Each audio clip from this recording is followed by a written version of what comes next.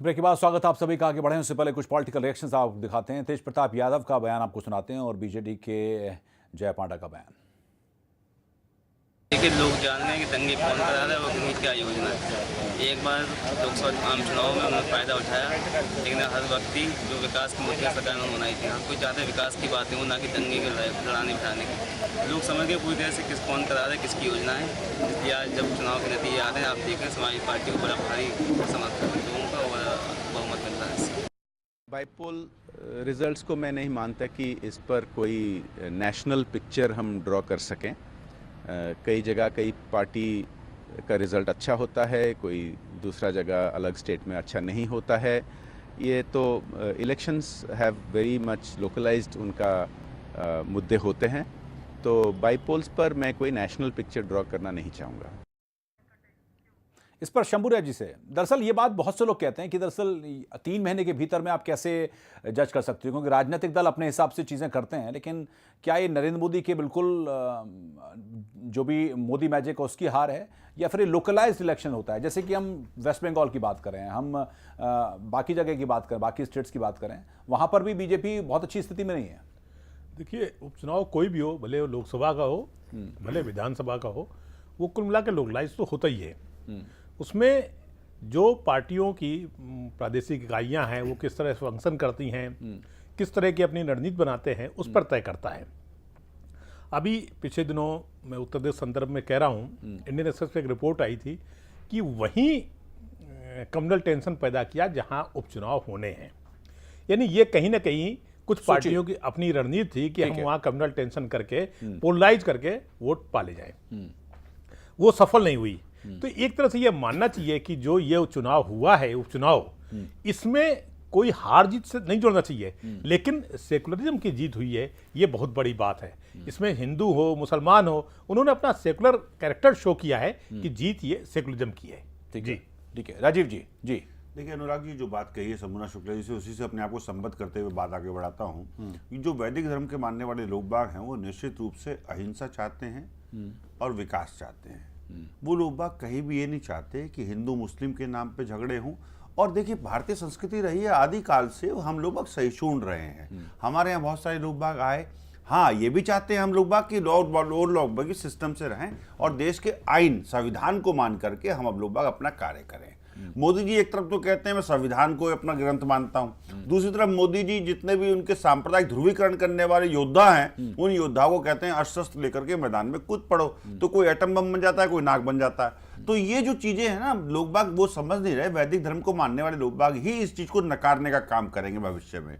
हम लोग अब मध्यम मार्गी रहे हैं और मध्यम मार्गे ही राजनीति करने के लिए कांग्रेस जानी जाती है और पूरी भारतीय संस्कृति जानी जाती है। तो हम लोग ये मानते हैं कि हम लोग लेकिन इसमें राजीव जी, दरअसल हर चीज को नरेंद्र मोदी से जोड़ना, जैसे राजनाथ सिंह का एक बयान इंपॉर्टेंट था, जब उनसे पूछा गया कि लव जिहाद पर आपका क्या कहना है, तो उन्होंने कहा मुझे पता ही नहीं क्या है, मुझे बताइए तो सही। तो हो सकता है कि लोकल लेवल पर या स्टेट लेवल पर तमाम बातें कहते हो, जैसे आपने अपने उसके हिसाब से, फायदे के हिसाब से। जैसे आपने लव जिहाद की बात उठाई, यहाँ विद्वान 3 पत्रकार बैठे हुए हैं और मेरी बात से सहमत होंगे। लव जिहाद पे सबसे बढ़िया परिभाषा तो भारतीय जनता पार्टी दे सकती है कि उसके जितने भी बड़े लीडर्स हैं, उन्होंने किसी ने हिंदुओं ने मुसलमानों में शादी किया, मुसलमानों ने हिंदुओं में शादी की है। ठीक बात। तो लव जिहाद पे तो वही सबसे बढ़िया बता सकते हैं। नहीं वो बात ठीक है, लेकिन सेंट्रल लीडरशिप बीजेपी की इसकी प्रोपोगेट करती है। मोदी जी को हर चीज के लिए जिम्मेदार क्यों ठहराया जाए?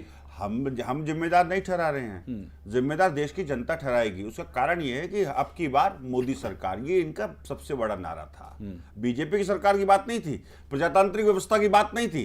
कांग्रेस पार्टी 2 शब्दों में बहुत विश्वास करती है, एक तो डेवलपमेंट में और डेमोक्रेसी में, और उसके लिए हमें किसी भी हद तक जाना पड़ेगा, हमें कोई दिक्कत नहीं है। और मैं तो साबगोई से यह कहना चाहूंगा आपके चैनल के माध्यम से, 2014 के लोकसभा चुनाव में बहुत सारे चैनल्स ने हमारे लिए दुष्प्रचार भी किया, हमारे विरुद्ध प्रचार करने का काम किया और नेगेटिव छवि बनाने का काम किया, लेकिन हमने उसके बाद भी किसी से शिकायत तक नहीं की कि आप ऐसा क्यों कर रहे हैं। कारण डेमोक्रेसी में जो प्रेस है वो बहस का विषय अलग है। वो नहीं वो विषय इसलिए है कि आप लोगों के अधिकारों पे भी मोदी सरकार जो है ना कहीं बंदिश लगाने का काम कर रही है। देखिए, सरकार आपकी थी, वो आपने कहा कि मीडिया नरेंद्र मोदी ने मीडिया को खरीद लिया है। सरकार, आप अपना प्रचार नहीं कर पाए मीडिया पर, आपने मैं इसमें एक चीज कहना चाहूंगा। हाँ, ये लेकिन एक खबर बता रहा हूं आपको, खबर बता रहा हूं, इमरान मसूद वाला क्षेत्र सहारनपुर से बीजेपी जीत गई। जवाब दे रहा हूं, सभी का जवाब दूंगा। जो आपने पहले बात कही ना कि कुछ लोगों ने कहा कि मीडिया को खरीद लिया है, क्या नरेंद्र मोदी जी का चुनाव प्रचार 10,000 करोड़ रुपए के बजट से नहीं हुआ?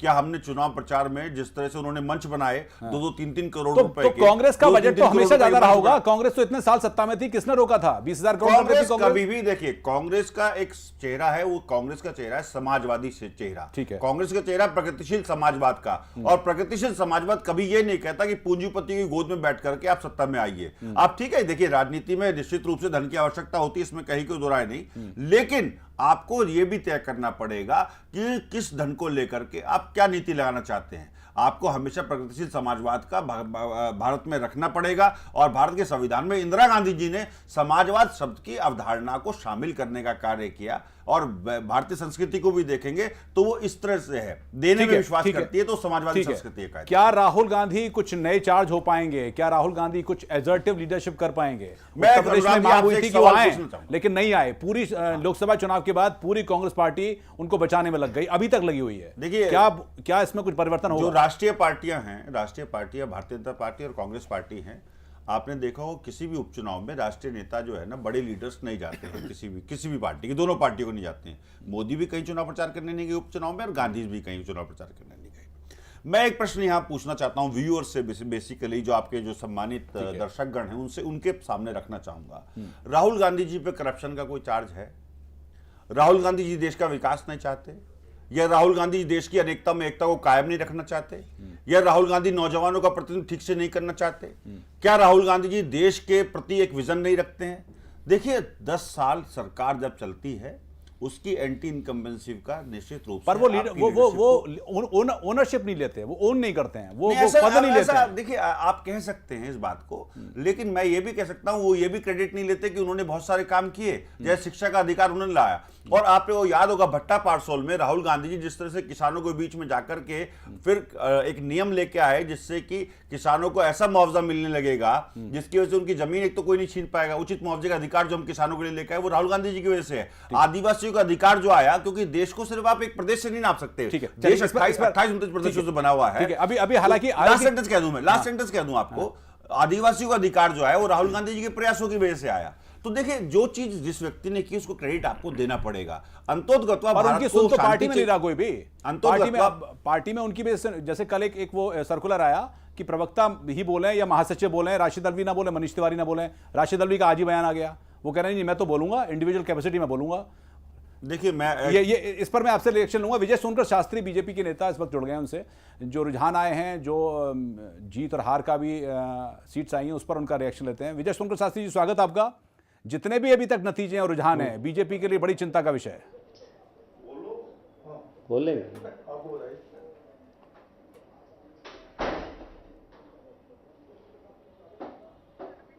विजय सोनकर शास्त्री जी, आपको आवाज मिल रही है मेरी? हाँ, मिल रही है आपकी आवाज जी। आपका रिएक्शन जानना चाहूंगा। नतीजे और रुझान जितने हैं वो ना यूपी से बीजेपी के लिए अच्छे हैं, ना राजस्थान से अच्छे हैं, और गुजरात से भी अच्छी खबर नहीं है। नहीं, देखिए ऐसी बात नहीं है अनुराग जी। सच्चाई तो ये है कि ये जो चुनाव होता है यह इंडिविजुअल कैपेसिटी में होता है। उपचुनाव इंडिविजुअल होता है और आम चुनाव सिद्धांत और मुद्दे के आधार पर होता है। तो इसमें हमें नहीं लगता कि कोई इसमें बहुत चिंता या चिंतन का विषय है। ये तो भारतीय राजनीति में आमतौर से होता रहता है। क्यों? वैसे राजस्थान में 4 में से 3 सीटें चली गई आपके पास में, जो आपकी थी, और 11 सीटें यूपी में थी, उसमें से लगभग 7 या 8 सीट जा रही हैं। नहीं, मैं बिल्कुल इससे सहमत हूँ, सच्चाई यही है। पर जो मैंने आपसे कहा है कि उपचुनाव व्यक्तित्व के आधार पर होता है और आम चुनाव पार्टी और के सिद्धांत और मुद्दे के आधार पर होता है। इसलिए जो उपचुनाव हुए हैं उसमें इस प्रकार के रिजल्ट आ सकते हैं, लेकिन यह एक भारतीय जनता पार्टी के लिए सबक लेने का जरूर विषय बनता है। क्या मोदी मैजिक ढल गया जिसके आधार पर वोट मिले थे? क्योंकि लोग तो बोल रहे हैं कि देखिए 100 दिन में, यानी कि 3-3.25 महीने में नरेंद्र मोदी का वो मैजिक चला गया। ये लोग गलत फहमी में है। मोदी जी ने जो कमिटमेंट किया था और भारतीय जनता पार्टी ने जो घोषणा किया था, आज भी हम उसी दिशा में आगे हैं। और आप लोगों ने देखा होगा कल का जो महंगाई इंडेक्स वो कितना गिरा हुआ है, 3.6 तक पहुंच गया है। और जहां तक देश के डेवलपमेंट की बात है तो 7% तक पहुंच गया है। हमारा जो मोटे तौर पर हमने जो कमिटमेंट किया था जनता से, वो तो हम पूरा कर रहे हैं। इसीलिए मैं बार बार ये कहना चाहता हूं कि ये जो विधानसभाओं का जो उपचुनाव है, इसको कभी भी पार्टी या पार्टी के सिद्धांत या मुद्दों से जोड़ करके नहीं देखने की आवश्यकता है। तीन लोगों का पैनल बनाया था, 3 लोगों का पैनल बनाया था, जिसमें कि योगी आदित्यनाथ थे, जिनको कमान सौंपी गई थी यूपी में, और लव जिहाद जैसा मुद्दा था, मदरसों वाला मुद्दा था। कोशिश तो की थी। नहीं, देखिए ऐसी बात नहीं अनुराग जी, आपको स्पष्ट मैं बतला देना चाहता हूं, क्योंकि हम लोग पार्टी के प्रवक्ता हैं। ये जितने भी इस तरह के बयान आए थे वो इंडिविजुअल कैपेसिटी में आए थे। हम लोगों ने स्पष्ट कहा था कि इनके व्यक्तिगत बयान है, इसका पार्टी से कोई लेना देना नहीं है। तो सवाल ये पैदा होता है, आपसे राजीव जी सवाल करेंगे, लेकिन मेरा एक सवाल है, अगर ये इंडिविजुअल कैपेसिटी में बयान था तो क्या इस तरह के नेताओं पर लगाम नहीं होनी चाहिए जिससे पार्टी को नुकसान हो? सीटें चली गई आपकी, लोग तो हंगामा करेंगे ही, लोग तो आरोप लगाएंगे कि देखिए मोदी जी का मैजिक चला गया। अनुराग जी, हर चीज पार्टी लेवल पर ही नहीं बोली जाती है, लोग इंडिविजुअल लेवल पर भी बोलते हैं। अगर हमारी पार्टी के कुछ सजग नेताओं को प्रदेश की इस प्रकार की समस्या का सामना करना पड़ा है तो उसको उन लोगों ने रखा। और जहां तक लव जिहाद की बात है, मैं पार्टी की तरफ से तो नहीं, लेकिन व्यक्तिगत तौर से यह जरूर बोलूंगा कि यह केरल से शुरुआत हुआ था। वहां पर भारतीय जनता पार्टी का शासन नहीं था, ना आज तक भारतीय जनता पार्टी का कोई वहां एमएलए भी हुआ है। पर यह समस्या शुरू हुई और यह समस्या धीरे धीरे रोग बढ़ते हुए आज उत्तर प्रदेश तक पहुंच गया है। तो इस पर अगर भारतीय जनता पार्टी का कोई नेता इंडिविजुअल कैपेसिटी में यह विचार रखता है तो इसको पार्टी से जोड़ने की आवश्यकता नहीं है, मेरा ये एक निवेदन है। ठीक है, राजीव त्यागी जी कांग्रेस के नेता कुछ सवाल पूछना चाहते हैं आपसे। जी राजीव। विजय सुंकर शास्त्री साहब ने 2 बातें कही, उस पर आप उनका रोशनी डालना चाहूंगा। इन्होंने कहा कि हमारी ग्रोथ 5.7% हुई जीडीपी की पिछले एक क्वार्टर में। उस एक क्वार्टर का अगर आप हिसाब लगेंगे तो अप्रैल और मई में कांग्रेस पार्टी की सरकार रही थी, जून में इसकी भारतीय जनता पार्टी आई। तो 1 महीने की सरकार का आप इतना बड़ा क्रेडिट नहीं ले सकते। मतलब जो पेड़ आपने लगाया उसका फल ही खा रहे हैं। नहीं, हाँ, जो हमने पेड़ लगाया। अब देखिए ना, कटरा पे जाके शिलान्यास किया इन्होंने जाकर के और कहा कि देखिए श्री शक्ति एक्सप्रेस हमने चला दी है। अरे कांग्रेस पार्टी की डाली हुई लाइन पे मैं आपको उत्तर देना चाहूंगा। मैं आप रुकिए दो मैडम, पहले मेरी बारी है, मैं बोल लूं। फिर उन्होंने बुलेट ट्रेन अभी इन्होंने एक हाई स्पीड ट्रेन चलाने की बात की आगरा तक, तो उसकी लाइन भी कांग्रेस पार्टी पहले चल चुकी है। नंबर 1। नंबर 2 बात मैं कहना चाहूंगा, अगर इंडस्ट्रियल ग्रोथ के मामले में देखेंगे तो अगस्त की जो इंडस्ट्रियल ग्रोथ है वो 2.7% है, जबकि 2013 में वो 5.2% थी। अगस्त की अगर ग्रोथ देखेंगे तो अगर जो इंडस्ट्रियल ग्रोथ है वो ईयर टू ईयर और मंथ टू मंथ देखी जाती है। इसमें क्या करेंगे? उसके बारे में क्या हो गया ना। दूसरी बात मैं कहना चाहूंगा, अब लव जिहाद में भारतीय जनता पार्टी फंस गई है, तो बड़े साफ गोई से इन्होंने गेंद जो है केरल के पाले में डाल दी है, जहां कांग्रेस पार्टी की सरकार है। जहां ये फंसते हैं वहां कांग्रेस पार्टी की तरफ डाल देते हैं। विजय जी से जवाब लेता हूं। डॉक्टर दत्ता भी कुछ पूछना चाहते हैं, लेकिन विजय जी से सवाल लेता हूं, फिर आता हूं डॉक्टर दत्ता आपके पास। जी विजय जी। नहीं, एक चीज और पूछ लीजिए इनसे कि जैसे अभी कह रहे थे भारतीय जनता पार्टी जिस तरह से कर रही है तो उसको ये मुहावरा ध्यान रखना चाहिए, गुड़ खाए गुलगुले से परहेज। चलिए जी विजय जी बताइए। नहीं, मैं त्यागी जी को ये बतलाना चाहता हूं कि इनकी सरकार इतना अच्छा काम की, बहुत बढ़िया किया, रेलवे बिछा दिया, सब कुछ कर दिया, तो जनता ने नकार क्यों दिया? उसका जवाब देता हूं मैं विजय सुंकर शास्त्री जी। इस स्थिति में इनको पहुंचा दी कि ये लीडर ऑफ अपोजिशन भी अपना नहीं बना पाए। उसका कारण ये रहा, कारण ये रहा। सब खुश जवाब दूंगा अनुराग जी। ठीक है, आता हूं। और जहां तक मैंने जो बात बताई है, वर्तमान जो परिवेश में जो आज उपचुनाव के रिजल्ट आए हैं उस पर भी कांग्रेस को खुश होना चाहिए, लेकिन इतना नहीं खुश होना चाहिए कि उनकी खुशी का ठिकाना ना वो गलतफहमी में पड़ जाए। डूबते को तिनके का सहारा, ये कहावत सही है, लेकिन तिनका तो तिनका ही होता है। और अभी हरियाणा के प्रदेश अध्यक्ष बोल रहे थे कि अब हम जिस प्रकार से जीते हैं हरियाणा में भी हमारी सरकार बनेगी। हरियाणा में गलतफहमी में न रहे, हरियाणा में कांग्रेस का कहीं पता भी नहीं चलेगा। लेकिन आज जो हुआ है ये इलेक्शन, इस इलेक्शन का केवल एकमात्र कारण यही है कि यह इलेक्शन इंडिविजुअल लेवल पर होता है। लेकिन 3 इंडिकेशन तो ठीक नहीं आए विजय सुंकर शास्त्री जी। उत्तराखंड, बिहार और अब यूपी राजस्थान, ये वाले जो उपचुनाव हुए ये 3 इंडिकेशन तो ठीक नहीं है बीजेपी के लिए।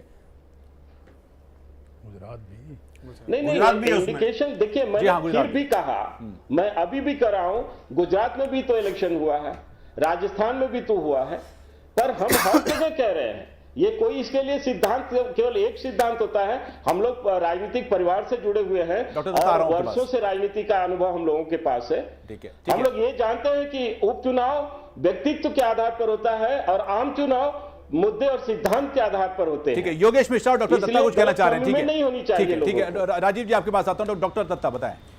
शास्त्री जी, मेरा आपसे 2 सवाल है, पर वो सवाल पूछने से पहले लाव जिहाद के मामले पे एक स्पष्टीकरण देना आवश्यक है। मैं समझता हूँ कि लाव जिहाद एज ए पॉलिटिकल हथियार के हिसाब से इसके पीछे एक अंतर्राष्ट्रीय षड्यंत्र है, इस चीज़ को नज़रअंदाज नहीं किया जा सकता है। सऊदी अरेबिया के जो वाहिबी स्कूल ऑफ इस्लाम है, उसका बाकायदा डॉक्ट्रिन अगर आप पढ़ लेंगे, दोनों पार्टी के लिए मेरा सुझाव है, डॉक्ट्रिन अगर पढ़ेंगे तो यूरोप के परिपक्ष में या फिर दक्षिण पूर्वी एशिया या फिर दक्षिण एशिया के परिपक्ष में बाकायदा एक पूरा एक रणनीति है, जिस रणनीति में लाव जिहाद का महत्वपूर्ण वे में उल्लेख है। इस चीज को नजरअंदाज करना उचित नहीं होगा, देश के लिए घातक हो सकता है ये चीज। तो इसलिए बेटर ये होगा कि इस पे राजनीति ना हो, इसको कैसे सही दिशा में इसका समाधान कैसे निकाला जाए वो ज्यादा महत्वपूर्ण होगा, क्योंकि कहीं ना कहीं पे वातावरण प्रदूषित हो रहा है इस चीज के लिए, तो इस पे राजनीति की जरूरत नहीं है। जहां बात आती है, शास्त्री जी ने जो कहा कि इंडिविजुअल लेवल पे चुनाव लड़ा जाता है, मैं एक बात से सहमत हूं कि सेंट्रल लीडरशिप की रिफ्लेक्शन नहीं होती है उपचुनाव, बट इंडिविजुअल लेवल पे अगर लड़ा जाता है, राजस्थान पे भी जितने आपके प्रत्याशी हारे हैं, गुजरात में जो हारे हैं, बिहार में उससे पहले हारे हैं, यूपी में जो हारे हैं, तो सारे जगह पे अगर इंडिविजुअल बेसिस पे आपके प्रत्याशी अगर हार रहे हैं, तो कहीं ना कहीं पे आपकी पार्टी की छवि और आपकी पार्टी की रणनीति पे भी तो असर पड़ रहा है उस चीज। ठीक है, इस पर योगेश मिश्रा भी कुछ कहना चाह रहे थे। जी योगेश जी। शास्त्री जी, आपने अभी कहा कि जो इंडिविजुअल एजेंडा था लव जिहाद का और योगी आदित्यनाथ का, आखिर इंडिविजुअल एजेंडा कैसे इंप्लीमेंट हो रहा है जब आपका पार्टी प्रेसिडेंट उसी मंच पे होता है, उसी मंच पे आपके केंद्रीय नेता होते हैं, उसी मंच पे सारे लोग होते हैं। तो ये इंडिविजुअल एजेंडा और पार्टी के एजेंडे के बीच में जो डिमार्केशन लाइन है वो कब भारतीय जनता पार्टी में साफ होगी? दूसरा एक सवाल पूछना चाहता हूँ, आखिर क्या वजह है कि आपके बड़े नेता अपनी कॉन्स्टिट्यूंसी में भी कैंपेन करने नहीं आए और आज आप उसको इंडिविजुअल लेवल पर कह रहे हैं कि व्यक्तिगत तौर पे हार है, ये समग्र तौर पे नहीं है? तो व्यक्तिगत और समग्रता का जो अंतर है भारतीय जनता पार्टी कब तक दूर करेगी, कैसे दूर करेगी? ठीक है, एक बात और जोड़ दीजिए। वक्त एक ब्रेक का चला, ब्रेक के बाद राजीव जी आप पूछ लीजिएगा। आपने किया बहुत महत्व। विजय जी आपको थोड़ी देर के लिए रोक रहा हूं, वक्त एक कमर्शियल ब्रेक का चला, ब्रेक के बाद ये इन जो 2 सवाल पूछे गए और राजीव त्यागी भी कुछ पूछना चाहते हैं, वो आपसे सवाल का जवाब मैं आपसे चाहूंगा छोटे से ब्रेक के बाद।